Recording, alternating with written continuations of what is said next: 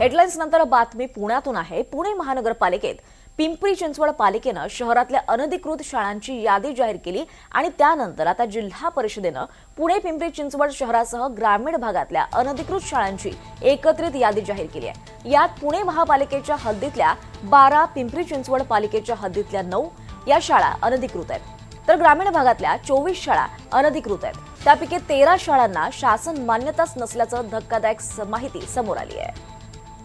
अधिक माहिती घेऊयात आमचे प्रतिनिधी अजिंक्य धायगुडे यांच्याकडून। अजिंक्य, काय अधिकचे अपडेट्स?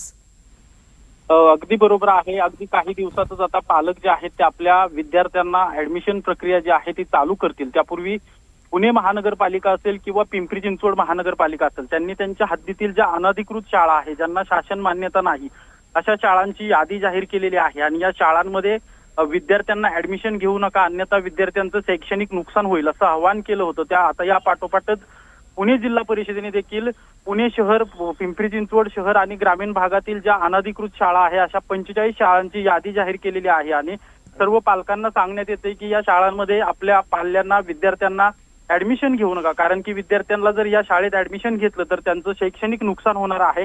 आणि यामध्ये पिंपरी चिंचवड हद्दीतील 12 शाळा आहेत, तर 9 ज्या ग्रामीण भागातील 24 शाळा आहेत आणि यापैकी 24 शाळांपैकी 13 शाळांना शासन मान्यता नसल्याचं आता धक्कादायक जे आहे ते माहिती समोर आलेली आहे। त्यामुळे ऍडमिशन घेण्यापूर्वी पालकांनी आणि पालकांच्या इतर जे कोणी ऍडमिशन घेत असेल यांनी या शाळांची यादी पाहावी आणि नंतरच ऍडमिशन घ्यावं असं जिल्हा परिषदेच्या वतीने सांगण्यात येत आहे। आणि ऍडमिशन घेण्यापूर्वी ही सगळी मोठी माहिती जी आहे ती आता समोर आलेली आहे। त्यामुळे पालकांना जे आहे ते ऍडमिशन घेण्यापूर्वी सगळी माहिती घेऊन नंतरच आपल्या पाल्यांना ऍडमिशन घ्या अशा प्रकारचं आवाहन जिल्हा परिषदेच्या वतीने करण्यात येतंय। दीपाली, निश्चितच अजिंक्य, धन्यवाद या सविस्तर माहितीसाठी।